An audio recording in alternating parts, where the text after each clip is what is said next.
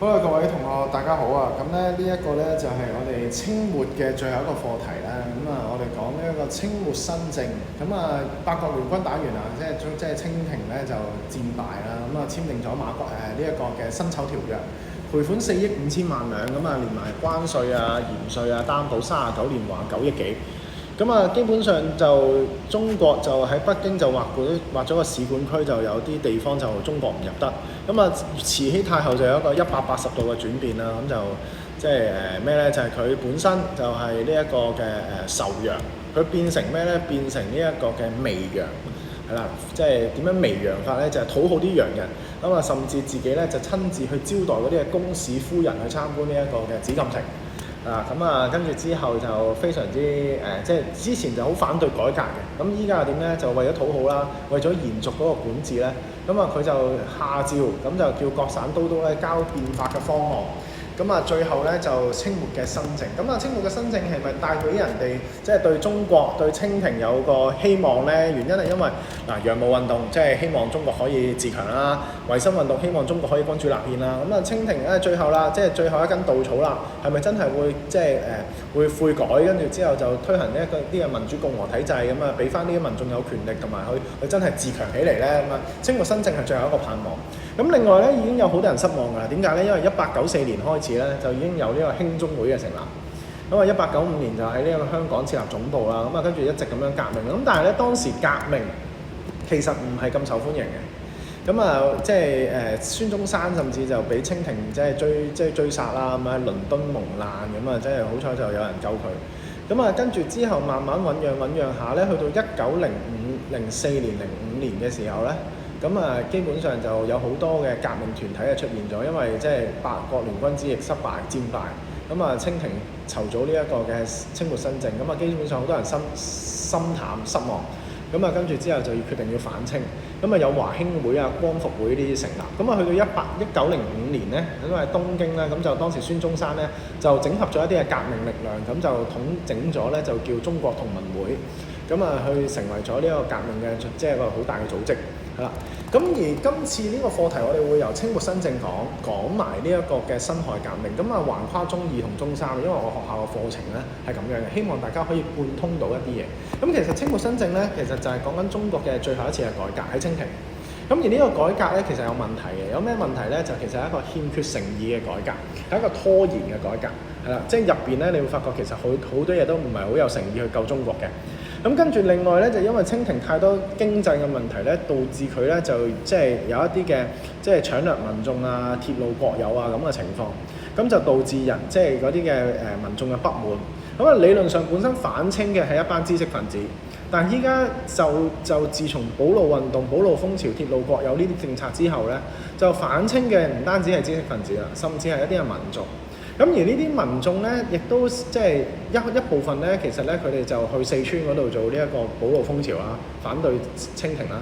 但係同時間清廷又為咗要鎮壓佢哋咧，將啲軍隊咧調入去四川，最後導致咧武昌就空虛。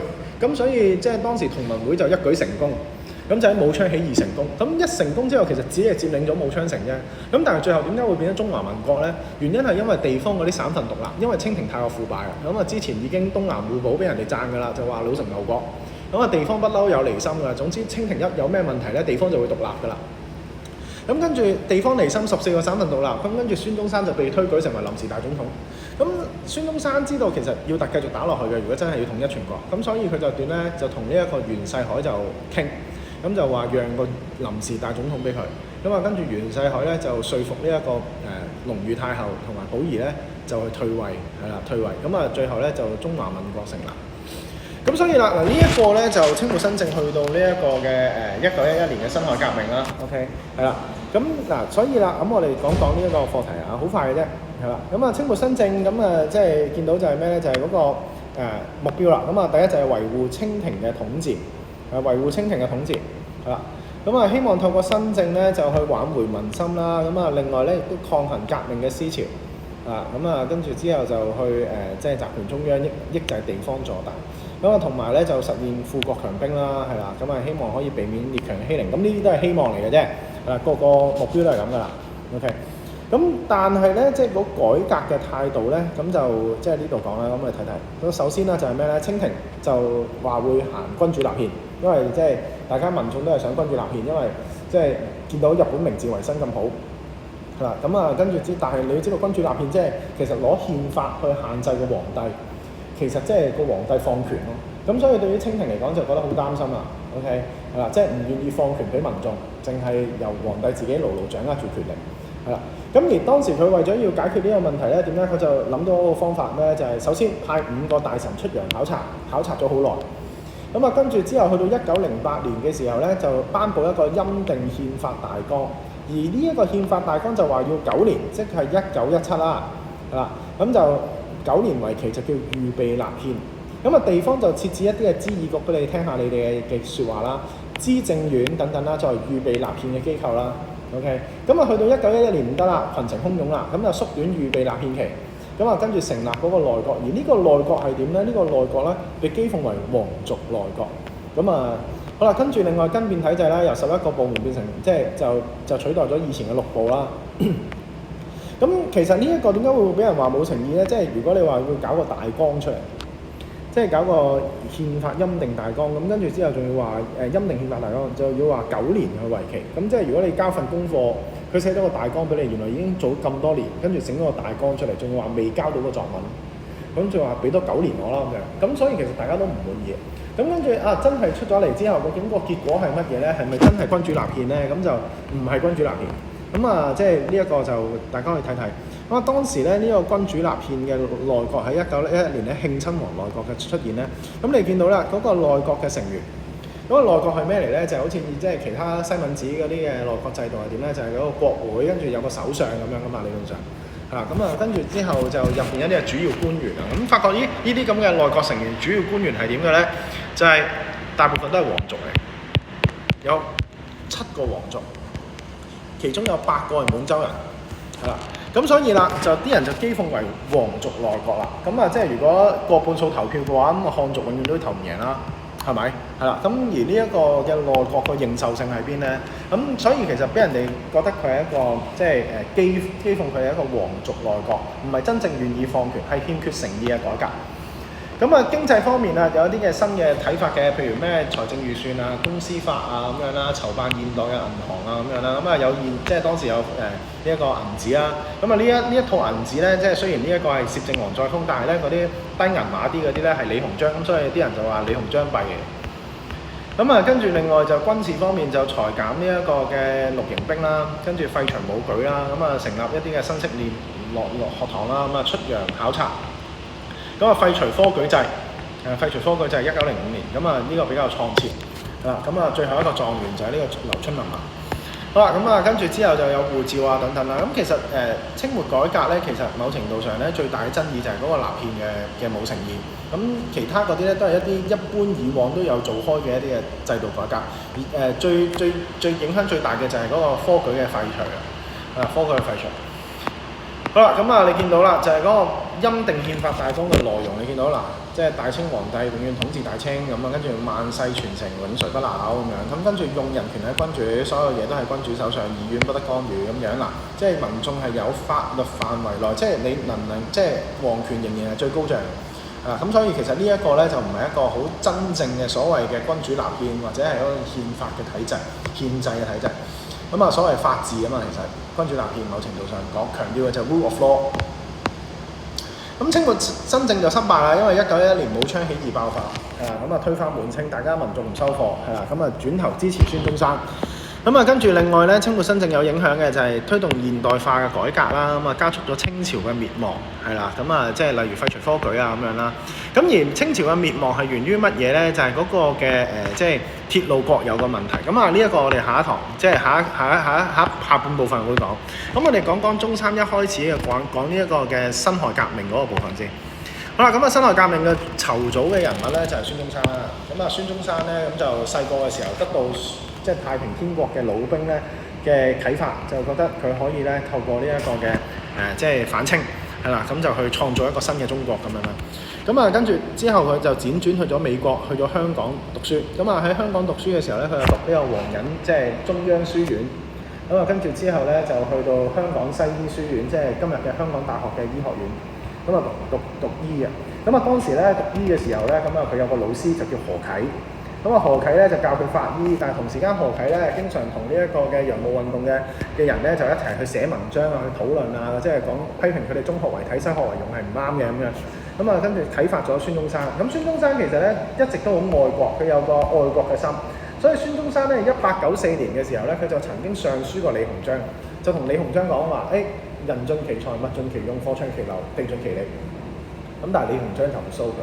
咁啊，佢又覺得清廷咁開明嘅官員都唔蘇佢，咁啊算啦，決定要革命。咁啊，佢咧就推翻滿清，咁啊即係首先就創立興中會啊，咁啊驅除韃虜，恢復中華，創立合眾政府。咁但係咧興中會只係好細嘅啫。咁啊當時咧就去到1904年啦，咁就有華興會同埋1904年嘅光復會嘅成立。跟住之後佢就籌組一個咩咧？就一個革命嘅。即係一個合作嘅組織，咁就匯聚革命力量，咁就將呢一個興中會、華興會、光復會，咁就喺日本咧就組織呢一個嘅中國同盟會。咁啊綱領即係口號啦，你當咁啊驅除韃虜，恢復中華，創立民國，平均地權。咁啊即係好深入民心嘅。點解咧？因為當時咧佢哋自己出版咗一本嘅書刊，就叫《民報》。《民報》入邊咧就提到三民主義。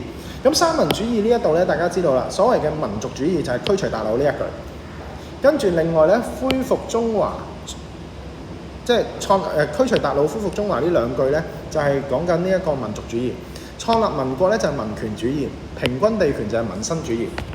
咁三民主義講嘅咩叫民族，咩叫民權，咩叫民生咧？民族即係我哋中華民族，即係所謂認同呢個中華道統嘅。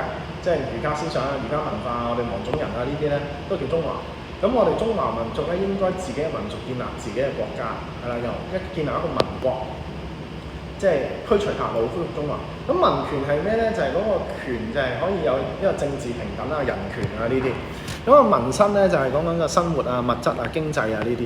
OK， 咁所以就比較深入民心啦。咁啊武昌起義之前咧，其實已經有好多次起義㗎啦。咁啊，大家去睇左手邊12次。咁啊，有啲書係寫13，有啲書係寫14，有啲書寫10次。咁啊，就究竟視乎你睇下，究竟興中會嗰啲計唔計？係啦。咁啊，第一次係廣州起義，最尾嗰次咧就係黃花崗起義，都係廣州。係啦。咁啊，呢一度咧，咁我哋就睇睇黃花崗之役。咁啊，去到1911年4月嘅時候，黃花崗之役就出現。咁啊，黃興就率領咗100幾人就去廣州。咁啊，當時就寡不敵眾。咁啊，最後咧就即係有72具嘅屍體咧就收咗翻嚟，咁就叫72烈士。咁啊，當時就好感動啊，因為點解咧？大家見到就係清廷一方面咧咁腐敗，同時間有一班人咧咁慷慨就義咁樣咧，為救國咧就而犧牲，咁所以得到好多人嘅同情啦。OK， 咁所以咧呢一件事就令到人哋咧就覺得應該要推翻滿清啦，咁所以就造就咗下一次嘅成功。咁跟住另外保路風潮呢個係非常之重要啦，咁大家要留意個 point 啦，就清朝點解會滅亡咧？原因就係因為呢個保路風潮。咁啊，保路風潮咧源於一個叫鐵路國有嘅政策，就係清廷唔夠錢，佢咧就將民眾自己捐錢起嘅、自己集資起嘅鐵路，佢就收歸國有，就叫鐵路國有政策。咁啊，民眾其實經歷咗好耐㗎啦，由佢哋覺得會破壞風水啊，去到真係覺得鐵路是好東西咧，其實經歷咗幾十年。咁終於佢哋明白鐵路係好東西啦，咁啊決定攞啲錢出嚟去集資去起鐵路。咁啊，誰不知一起到差唔多嘅時候咧，清廷就話收就收喎。咁啊收嘅時候仲要點咧？嗱，其中你見到啦，即係川漢、粵漢鐵路。咁啊，嗰啲嘅鐵路咧，有啲就還本不還利。咁啊，跟住另外廣東就只係還本60成。咁啊，四川更加連股本不發還，血本無歸。咁啊，商民不滿，搞錯啊咁樣。咁啊，所以咧，四川嘅民眾咧就非常之最激烈，股本不發還喎，係嘛 ？OK， 咁所以就成立咗保路同志會，罷工罷課罷市。咁啊，當時四川嘅總督咧趙爾豐，佢就強硬鎮壓喎。咁啊，跟住之後咧就發生咗四川成都慘案，又射殺民眾啊嘛。咁啊，跟住之後又民眾咧就更加反抗激烈。跟住之後清廷咧就為咗解決呢個政治危機咧，就派更加多嘅軍隊去四川鎮壓。咁因為派咗更加多嘅軍隊咧，就導致湖北嘅守備空虛。咁啊，革命黨人咧就乘機起義啦。咁啊，革命黨人乘機起義嘅時候咧，當時本身就諗住喺10月中起事，點知就遇着咁啱得咁巧咧，10月9號唔小心咧喺漢口租界製造炸彈嘅時候咧，就唔小心爆炸，就引起咗人哋嘅識穿。咁跟住10月10號咧就決定就要提早起義。咁啊當時咁啱咧就好彩咧，就係當時啲湖北新軍咧大部分咧就去咗四川，咁另外剩低嗰啲嘅湖北新軍咧，即係清廷嘅軍隊咧，佢哋咧就受到嗰啲文學社啊、共進社啊嗰啲嘅革命團體嘅影響，即係佢哋對三民主義嘅思想咧就深入民心，覺得清廷真係好腐敗，所以佢哋決定咩咧就去倒戈，去支持革命。咁所以啦，基本上就係當時就有1/3嘅湖北新軍咧就倒戈。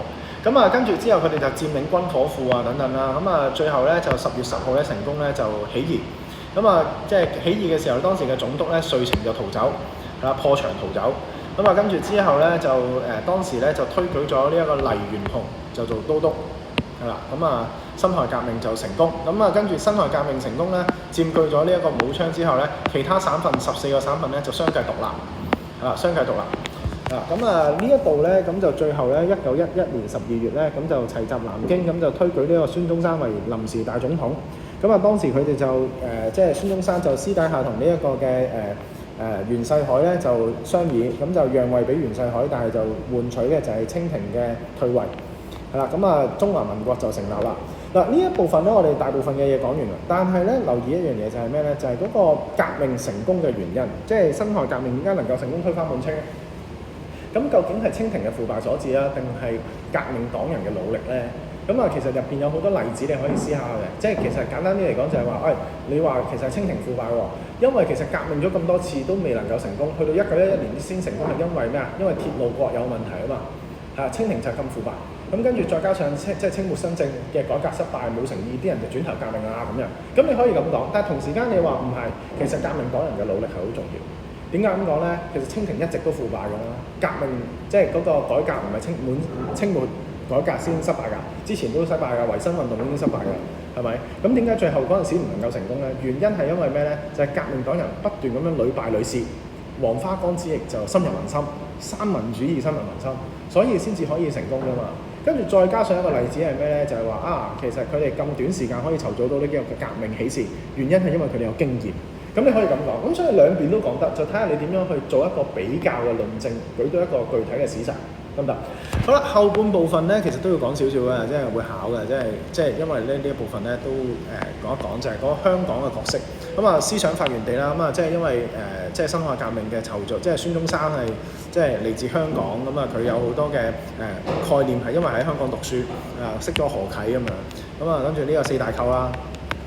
咁跟住活動中心啦，咁啊其中有6次嘅起義咧喺香港籌組嘅，咁啊跟住另外就好多人捐錢啦，咁啊後勤基地啦，咁啊購買軍火啊咁樣啦，咁啊資金籌集地啦，例如黃永昌、李紀堂啊呢啲人啦，係啦，咁啊所以就宣傳重地啦，咁啊譬如有所謂報啊呢啲啦，咁啊即係基本上就係即係因為當時香港係英殖嘅殖民地咁樣嚇，咁所以就可以做到呢啲嘢。咁啊，呢一個就係香港同革命嘅關係啦。咁啊，如果同學有興趣嘅話，可以去行下呢個孫中山嘅史蹟徑啦。嗱，咁啊，呢個課程去到呢一度啦。咁啊，之後就Form 3啦，係啦。咁啊，同學如果有咩問題咧，就歡迎咧就翻嚟學校就問阿莊 Sir，係啦。多謝各位。